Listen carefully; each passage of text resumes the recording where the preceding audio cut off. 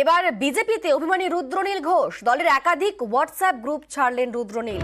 Ticket না পেয়ে কি রুদ্রনীলের ক্ষোভ? রুদ্রনীলকে ঘিরে বিজেপির অন্দরে জল্পনা। আর উদ্যোগে কবিতায় কটাক্ষ করলেন কুণাল ঘোষ।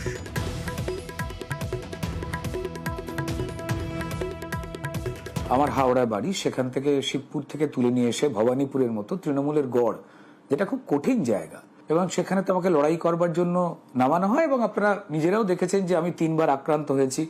আমি যে ভোটটা পেয়েছি সেটা কিন্তু খুব একটা কম নয়।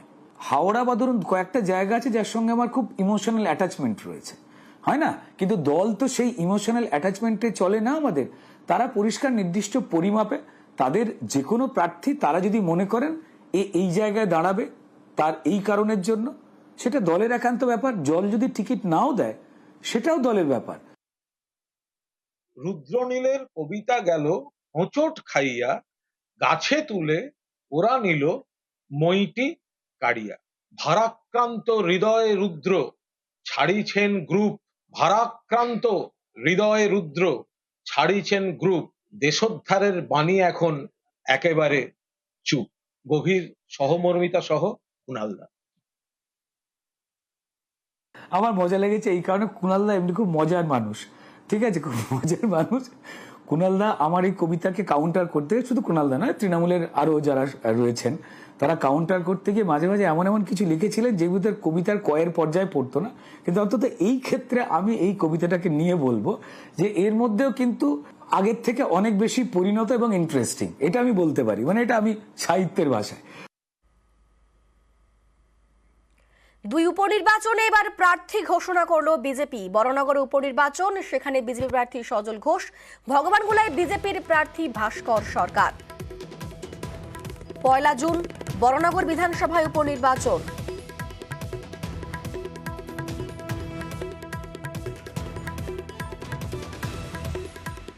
আমার কাছে ভীষণ গুরুত্বপূর্ণ 3টে সিট প্র্যাকটিক্যালি। উত্তর কলকাতা জিতবো, দমদমও আমরা জিতবো, এবং পাশাপাশি আমরা বরানগরও জিতবো। বিধানসভা জেতা মানে কলকাতার আশেপাশে খাতা খোলা, এবং বিধানসভা জেতা মানে আগামী দিন বিধানসভায় বিরোধীরা যে শাসকের দিকে যাচ্ছে সেটা প্রমাণ। আর বরানগর আমার কাছে নতুন করতে, তো আমার পাড়া, আমার বোনের বাড়ি ওখানে। এখান থেকে বরানগর যেতে লাগে হচ্ছে 30 মিনিট, সেটা হিসাব করুন। খুব ভালো প্রার্থী দিয়েছে কিন্তু ভারতীয় জনতা পার্টি, মানে আমার দল। সজল উপযুক্ত যোগ্য প্রার্থী। কাকা ডাকে পুত্র সম, এগুলো তো বটেই। এইটুকুনি বয়স থেকে ওকে জানিয়েছি। ওর বাবা আমার সতীর্থ, একসঙ্গে আমরা বহুদিন রাজনীতি করেছি। প্রদীপ আমি, এই বাদ দিলেও সজল নিজেকে তৈরি করেছে। ভালো ভোটে জিতবে, জেতা উচিত। ভালো ভোটে যদি জেতায় বরানগরের মানুষ, তাহলে এটা আমি বলবো যে ভালো একজন বিধায়ক বা জনপ্রতিনিধি পাবে। প্রত্যেকটা আমাদের যে কর্মী ভারতীয় জনতা পার্টির, তারা আজকে আনন্দ পেয়েছে যে এমন একটা মানুষকে প্রার্থী করেছে যারা প্রতিটা বছর সারা জীবন ভারতীয় জনতা পার্টির প্রতিটা কর্মসূচির সঙ্গে যুক্ত থাকে। তার জন্য আমরা খুশি। পশ্চিমবাংলায় যে দুর্নীতি, শিক্ষা ব্যবস্থা ভেঙে পড়েছে, আমাদের সংখ্যালঘু যারা ভাই আছে ভগবানগোলায়, তারা অনেক শিক্ষিত সমাজ আছে, তাই ভারতীয় জনতা পার্টি আজকে আমাদের এখানে ভালো রেজাল্ট করবে। দুই উপনির্বাচনে এবার প্রার্থী ঘোষণা করলো বিজেপি। বরানগরে উপনির্বাচন, সেখানে বিজেপি প্রার্থী সজল ঘোষ। ভগবানগোলায় বিজেপির প্রার্থী ভাস্কর সরকার। 1 জুন বরানগর বিধানসভায় উপনির্বাচন।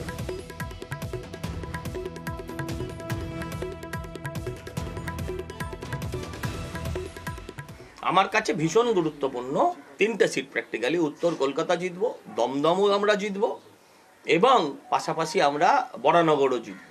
বিধানসভা জেতা মানে কলকাতার আশেপাশে খাতা খোলা, এবং বিধানসভা জেতা মানে আগামী দিন বিধানসভায় বিরোধীরা যে শাসকের দিকে যাচ্ছে সেটা প্রমাণ।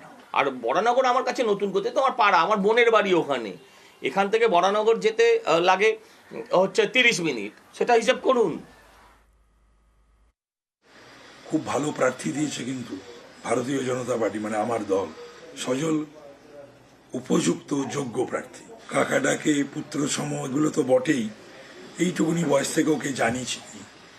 ওর বাবা আমার সতীর্থ, একসঙ্গে আমরা বহুদিন রাজনীতি করেছি।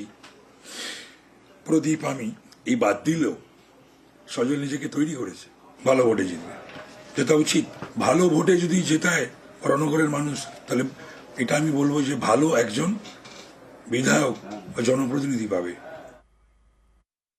প্রত্যেকটা আমাদের যে কর্মী ভারতীয় জনতা পার্টির, তারা আজকে আনন্দ পেয়েছে যে এমন একটা মানুষকে প্রার্থী করেছে যারা প্রতিটা বছর সারা জীবন ভারতীয় জনতা পার্টির প্রতিটা কর্মসূচির সঙ্গে যুক্ত থাকে। তার জন্য আমরা খুশি। পশ্চিমবাংলায় যে দুর্নীতি, শিক্ষা ব্যবস্থা ভেঙে পড়েছে, আমাদের সংখ্যালঘু যারা ভাই আছে ভগবান গোলায়, তার অনেক শিক্ষিত সমাজ আছে, তাই ভারতীয় জনতা পার্টি আজকে আমাদের এখানে ভালো রেজাল্ট করবে। আবারও দিলীপ ঘোষের মন্তব্যে বিতর্ক, এবার তার নিশানায় তৃণমূল নেত্রী। এর প্রতিবাদে রে করে উঠেছে তৃণমূল, নালিশ জানিয়েছে নির্বাচন কমিশনে। আজ তৃণমূলের প্রতিনিধি দল যাবে কলকাতায় কমিশনের অফিসে। দিদি গিয়ে গোয়াতে বলেন আমি গোয়ার মেয়ে, ত্রিপুরায় আমি ত্রিপুরার মেয়ে, আমার বাপ তো ঠিক করুন, যাত্রার মেয়ে হওয়া ঠিক। দিলীপ ঘোষ বর্ধমান দুর্গাপুর লোকসভা আসনে বিজেপির প্রার্থী। ভোটের প্রচারে নেমেই আবারও নিজের ফর্মে ফের এমন মন্তব্য করলেন, জানিয়ে জোর বিতর্ক। এবার দিলীপ ঘোষের নিশানায় তৃণমূল নেত্রী, যার প্রতিবাদে কোমর বেঁধে ময়দানে নেমেছে তৃণমূল। ছি দিলীপ ঘোষ, ছি! এই রুচিহীন কথা এই আপনার আর বিজেপি নেতাদের মুখেই কুৎসিত কথাবার্তা মানায়। দিলীপ ঘোষ আপনার পার্টি আপনাকে ঘাড় ধাক্কা দিয়ে, গলা ধাক্কা দিয়ে আপনার মেদিনীপুর থেকে তাড়িয়ে দিয়েছে। যারা দলবদলু বিজেপি, তারা গিয়ে আপনাদের কাছ থেকে কেড়ে নিচ্ছে। আপনি সেখানে কথা বলার ক্ষমতা নেই। মানসিক অবসাদ থেকে নিজের হতাশাটা মমতা বন্দ্যোপাধ্যায়কে গালাগালি করে তার বহিঃপ্রকাশ ঘটাচ্ছেন। कहीं पे निगाहें, कहीं पे निशाना।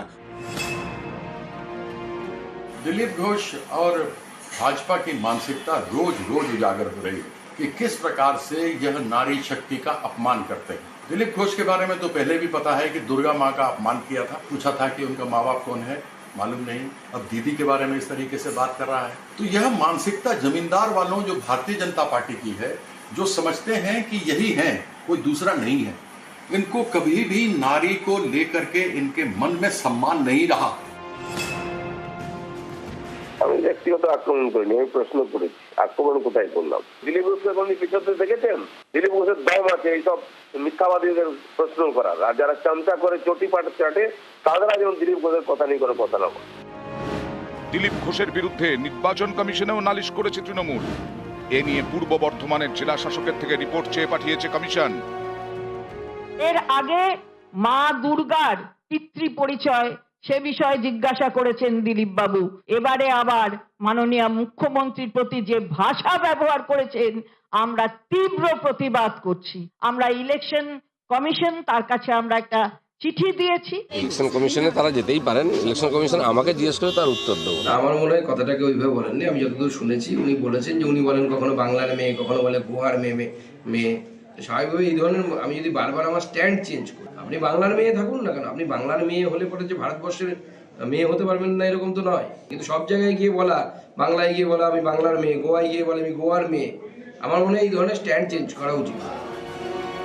এর আগেও দিলীপ ঘোষের নানা মন্তব্যে বিতর্ক হয়েছে। কখনো তিনি নিশানা করেছেন মহুয়াকে।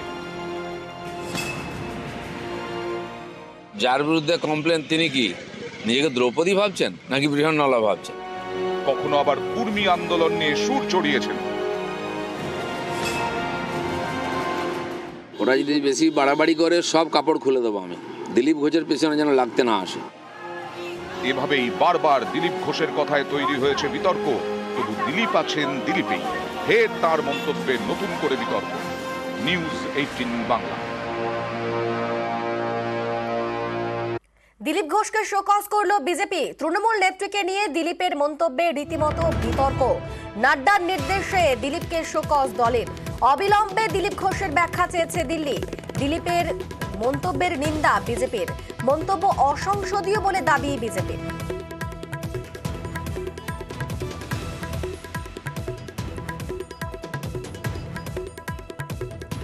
ওরা যেটা করতে যাচ্ছে, প্রত্যেকবার মহিলা কার্ড খেলতে যায় আর ভোটের আগে চোট, এই যে রাজনীতি, এটা সাধারণ মানুষ ধরেছে। আর আমি সাধারণ মানুষের তরফ থেকে প্রশ্নও করেছি, যেখানে যা ইচ্ছা উনি মন্তব্য করেন, বাকিরা তো ভয় বলতে পারো না। আমি সেই প্রশ্ন করেছি ওনাকে, আমার প্রশ্ন করার অধিকার আছে। আমাকে প্রশ্ন করলে আমি তার উত্তর দেবো। সেজন্য আজ মহিলা কার্ড খেলা ছাড়া টিএমসির কাছে কিছু করার নেই। সন্দেশখালি দেখিয়ে দিচ্ছে মহিলাদের প্রতি কত সম্মান দেয়, সেজন্য টিএমসি ডুবছে। যেন কাউকে তো ইস্যু করতে ভালো পেয়েছে, দিলীপ ঘোষকে ইস্যু করেছে। অন্যদিকে বর্ধমান দুর্গাপুর লোকসভা আসনে এবার লড়াই জমজমাট। মুখোমুখি দিলীপ ঘোষ ও কীর্তি আজাদ, শুরু বাগযুদ্ধ।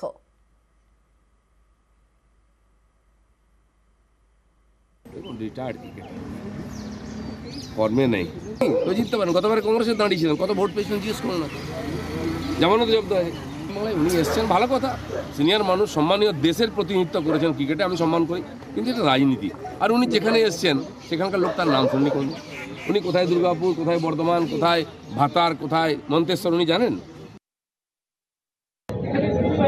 आए हैं मैदान में तो दो दो हाथ होंगे। अहंकार है, भारतीय जनता पार्टी का शुरू से अहंकार रहा है। वो हम छक्का मार देंगे, हम बोल्ड कर देंगे, फलाना कर देंगे, वो करके वो जमींदार वाला बात करते हैं कि हम छक्का मार देंगे, हम फलाना कर देंगे, हम ये कर देंगे। हम ये कहते हैं मेरा कर्मी, हम भी कर्मी, मेरे विधायक, मेरे जितने लोग हैं वो सभी लोग मिल करके, दुर्गापुर के लोग मिल करके, वर्धमान के लोग मिल करके उसको छक्का मार के आउट करें। হিরণের টাইট দেওয়ার নিদান, প্রচারে আচমকা বিডি অফিসে হিরণ, ডেবরার বিডি অফিসে হুমকি হিরণের। 2 মাস পর কিভাবে টাইট দিতে হয় দেখাবো, বিডিওকে হুমকি ঘাটালের পদ্মপ্রার্থীর। 2 মাস জেতার পরে কিভাবে টাইট দিতে হয় আমি আপনাদেরকে কথা দিলাম, যেভাবে হোক গ্রামের মানুষকে দিয়ে লাঠি ঝাঁটা দিয়ে হলেও এইসব লোককে ঢুকতে দেবেন না, কোনো পুলিশকে ঢুকতে দেবেন না। তৃণমূলের দলদাস পুলিশ, তৃণমূলের দলদাস বিডিও, এসডিওদেরকে ঢুকতে দেবেন না। আগামী 2 মাস গ্রামকে দিয়ে আটকে রাখুন এই অবৈধ বালি। 2 মাস জেতবার পরেতে আমরা সব বুঝে নেব, কিভাবে কি করতে হয় সেটা বুঝে নেব। সেতু চোর দীপক অধিকারী, তো সেই জন্য আপনাকে অনুরোধ, আপনি 2 মাস অ্যাটলিস্ট গ্রামের মানুষকে সাপোর্ট করুন। এই 2 মাস আপনাকে কালীঘাট ট্রান্সফার করতে পারবে না। হিরণের এই মন্তব্যের পর কটাক্ষ করেছেন তৃণমূল নেতা শান্তনু সেন। এই বিডিও এসডিও র্যাঙ্কের অফিসারদের ভয় দেখানো, গুন্ডাগিরি করা, এগুলো অতীতেও আমরা দেখেছি। এটা বিজেপির কালচার। তারা কেন্দ্রীয় সমস্ত স্বশাসিত সংস্থাকে রাজনীতিকরণ করে নিজেদেরকে পকেটস্থ করেছে, আর বিভিন্ন বিরোধী শাসিত রাজ্যে সেখানে প্রশাসনের সমস্ত সেকশনকে তারা প্রকাশ্যে ভয় দেখাচ্ছে। ভয় দেখিয়ে তারা ক্ষমতাকে কক্ষিগত করতে চাইছে, কিন্তু তারা জানে না যে বাংলার মানুষ এই ভয় দেখানোর রাজনীতিকে পছন্দ করে না। তাই তারা যত এই ধরনের কাজ করবে তাদের ভোট তত কমবে, তৃণমূলের ভোট তত বাড়বে। ময়দানে নেই, দেওয়ালে আছেন। বীরভূমে ভোট প্রচারে কেষ্টর উপস্থিতি, তৃণমূলের দেওয়াল লিখনে কেষ্ট কথা। ভোটের স্লোগান, তিহারে বসেই খেলা হবে। তিহারে বন্দী তৃণমূলের জেলা সভাপতি, দেওয়াল লিখন ঘিরে রীতিমতো রাজনৈতিক তরজা শুরু। বহু নেতা হয়েছে অনুব্রত মণ্ডলের জন্য, সুতরাং তারা যদি সেই নেতার কাছে কৃতজ্ঞ থাকে, সেই কৃতজ্ঞতা বোধ থেকে যদি ওরা দেওয়াল লিখন লেখে, এর মধ্যে কোনো অপরাধ নেই। সারা ভারতবর্ষে বিজেপি যদি ইডি সিবিআই কে দিয়ে ভোট করাতে, ভয় দেখিয়ে ভোট করাতে পারে, যদি আমাদের কর্মীরা কেউ লেখে খেলা হবে, তার মধ্যে কোনো অন্যায় নেই, সেটা ঠিকই আছে। তিহারে বসেই খেলা হবে যে কথা লেখা আছে, বাংলার মানুষ তৃণমূল বিরুদ্ধে খেলা করবে। যদি তিহারে বসেই খেলা হবে বলেন, তাহলে অনুব্রত মণ্ডলের ছবি কোথায়? আজকে তাকে এত ভয় করছে কেন তার দলের নেতৃত্ব? কাজল শেখ তাকে আজকে সরিয়ে দিয়েছে। অনুব্রত মণ্ডলের গোষ্ঠীদের আজকে কাজে লাগানো হচ্ছে না। আজকে যেভাবে গোষ্ঠীদ্বন্দ্ব তৃণমূলের মধ্যে আছে, আগামী দিনে ভারতীয় জনতা পার্টি একমাত্র বিকল্প বীরভূম জেলাতে। অনুব্রত মণ্ডল নির্বাচনের প্রাককালে যেভাবে মানুষকে উদ্বুদ্ধ করতেন, তার কর্মীদেরকে উদ্বুদ্ধ করতেন, ঠিক সেইভাবেই তারা মনে মনে চাইছেন যে তৃণমূল নেতা অনুব্রত মণ্ডল যেখানেই থাকুক না কেন, তিনি সেইভাবেই যেন আমাদের উদ্বুদ্ধ করেন, এবং তারই অনুপ্রেরণায় আমরা সারা বীরভূম জুড়ে তৃণমূলের পতাকা নিয়ে এগিয়ে যাব এবং আমাদের দুটো প্রার্থীকেই জয়লাভ করাবো। আতঙ্কের আবহে ভোট করতে চাইছে তৃণমূল, তোপ শ্রমিক ভট্টাচার্যের। অনুব্রত মণ্ডলের থাকাকালীন তো বিজেপির কর্মীকে প্রকাশ্যে পিটিয়ে খুন করা হয়েছিল। তা এখন শতাব্দী রায় তার প্রতি আনুগত্য এবং কৃতজ্ঞতার কারণে আরেকজন বিজেপি কর্মীকে পিটিয়ে খুন করতে পারে। একটা ভয় আতঙ্কের আবহ তৈরি করে তারা নির্বাচন করতে চাইছে। কিন্তু কোনো লাভ হবে না। কয়েক সপ্তাহ অপেক্ষা করুন, পুরো পরিস্থিতিটা বদলে যাবে। এবার দেখাবো পায়ে পায়ে প্রচার। তৃণমূলের প্রচার প্রথমেই দেখাবো আপনাদের।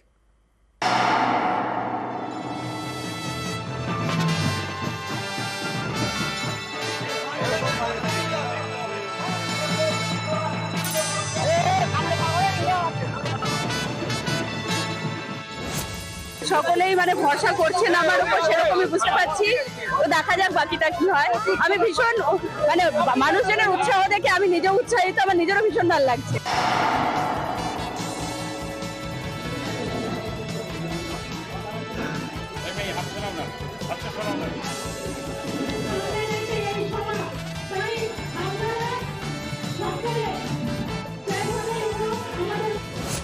मैं यहाँ पर आज आपका भाई, आपका बेटा बन के आया हूँ, आपकी बातों को सुनने के लिए और आपकी जो तकलीफ है उसको हल करने की कोशिश करूँगा।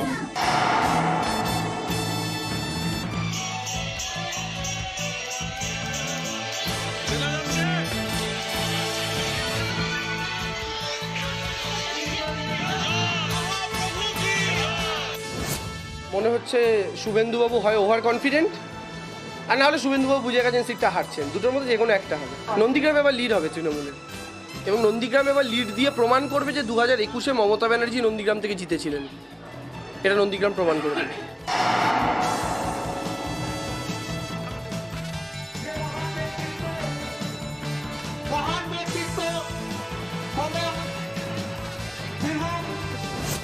সারা ভারতবর্ষে বিজেপি যদি ইডি সিবিআই কে দিয়ে ভোট করাতে, ভয় দেখিয়ে ভোট করাতে পারে, যদি আমাদের কর্মীরা কেউ লেখে খেলা হবে, তার মধ্যে কোনো অন্যায় নেই, সেটা ঠিকই আছে।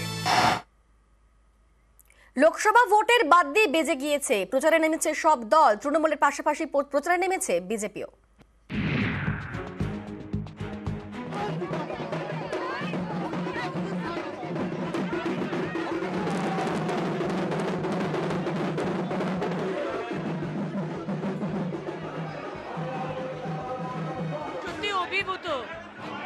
এত কার্যকর্তাদের ভালোবাসা, সম্মান, সাধারণ মানুষ বাইরে দাঁড়িয়ে রয়েছে অভ্যর্থনা করার জন্য। আমি সত্যি অভিভূত, এবং এটা সম্ভব হয়েছে দিলীপ দার জন্য। আজকে সাধারণ মানুষের জন্য যে কাজ করেছে সাংসদ হিসেবে।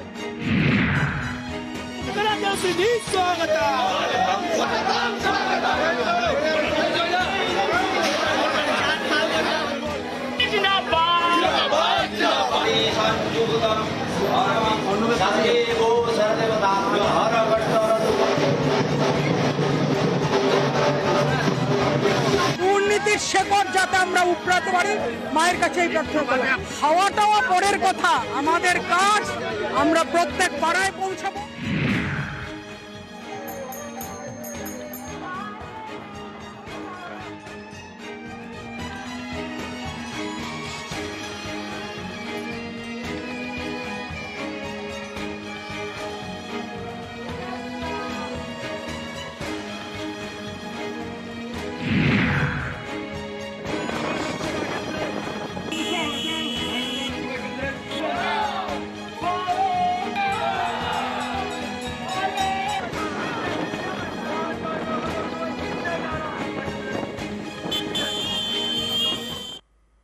আর প্রচারে পিছিয়ে নেই বামেরাও। সেলিম থেকে শুরু করে দীপশিতা, সায়ন থেকে শুরু করে নীরব খাঁ, মিলি ওরাও।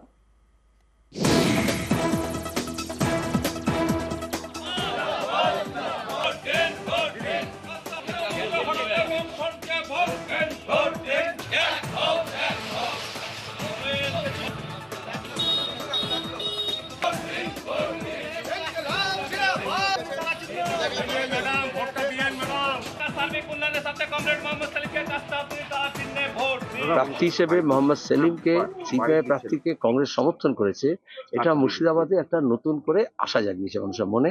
সবাই বলছে এনআরসিকে আটকান আর দুর্নীতিগ্রস্তকে তাড়ান।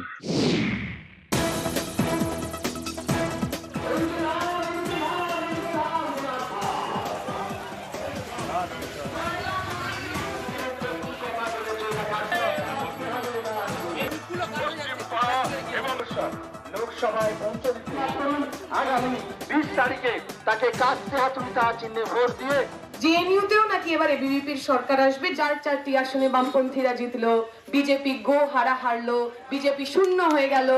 আমরা বিশ্বাস করি ওই লাল ঝড় পশ্চিমবঙ্গের বুকে, ভারতের বুকেও আসবে, কারণ সাধারণ মানুষ জানেন তার বন্ধুকে।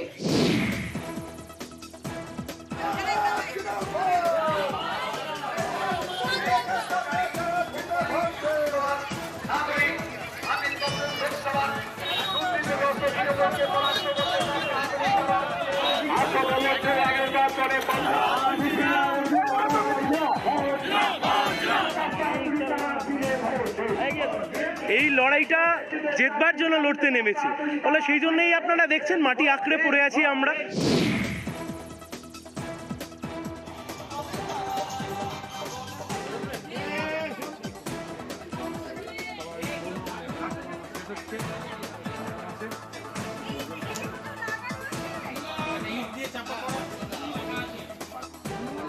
প্রতিবেশী যারা আছে প্রত্যেকের কাছে আবেদন করছি সেই হিসাবে প্রত্যেকে যেন আমাকে স্থানীয় হিসাবে অন্তত ভোটটা দেন।